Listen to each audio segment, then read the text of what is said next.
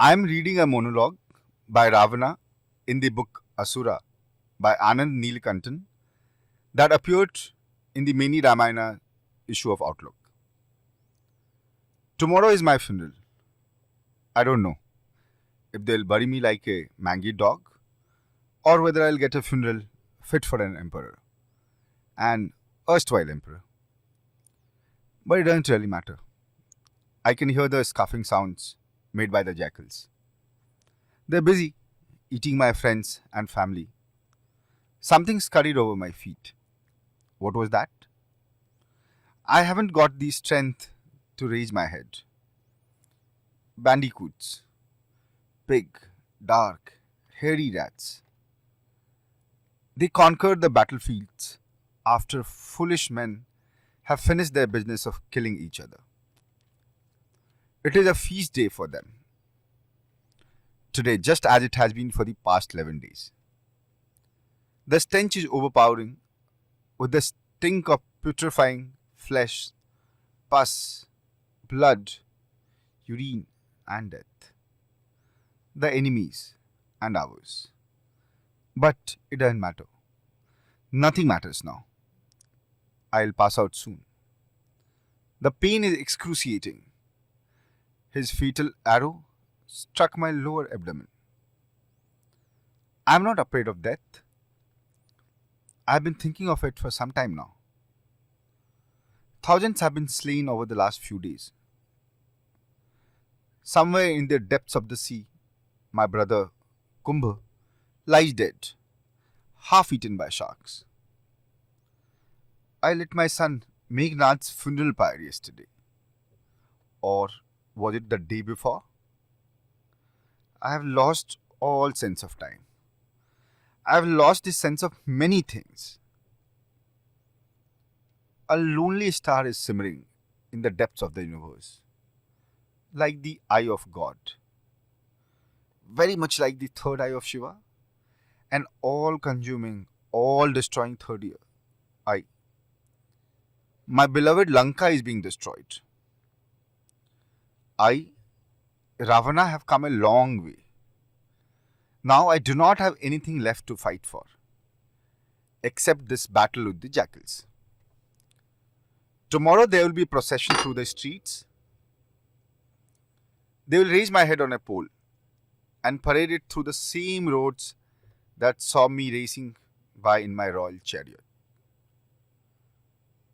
My people will throng to watch this spectacle with horror and perverted pleasure. I know my people well. It will be a big show. One thing I cannot understand is why Rama came and stood over me after I had fallen. He stood there as if he was bestowing his blessings on me. He said to his brother that I was the most learned man in the world and a great king, and one could learn the art of governance from me. I almost laughed out loud. I had governed so well that my empire lay shattered all around me. I could smell the burning corpses of my soldiers.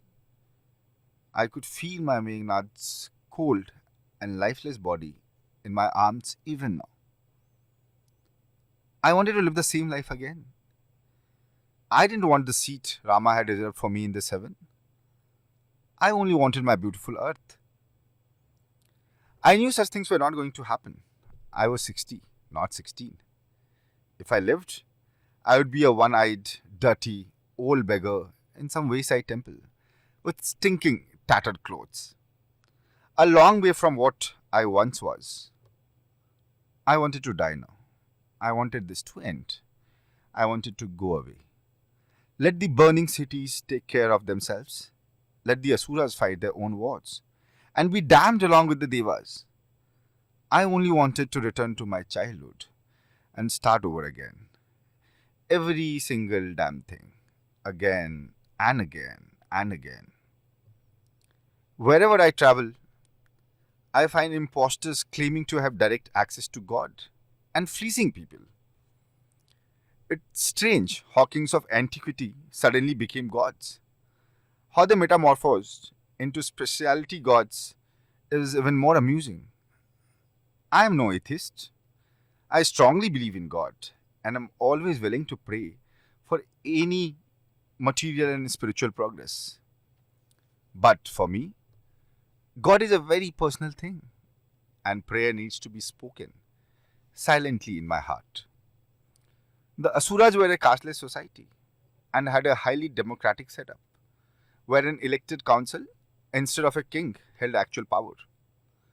They were also a roaming tribe, hunting and raiding for their existence. But somewhere, perhaps 2000 years ago, they settled down in cities and towns along the river banks. It has been said that the Asura kingdoms had roads paved in gold. But what an empty empire they built. It sprawled from the Indus in the west to Brahmaputra in the east, and from the Himalayas in the north to Narmada in the south. It could easily have been the biggest empire on earth at that time. When the kings of Egypt were busy building great tombs to bury themselves, the democratic council of the Asura kingdom was busy laying roads, building hospitals, drainage systems, and everything they thought was useful for the people. My mother claimed that she belonged to a prominent Asura tribe, the Hethis. Few believed her. However, it made me proud to think that I did indeed belong to an elite Asura tribe. Though Asuras were never overtly religious, we had our own gods.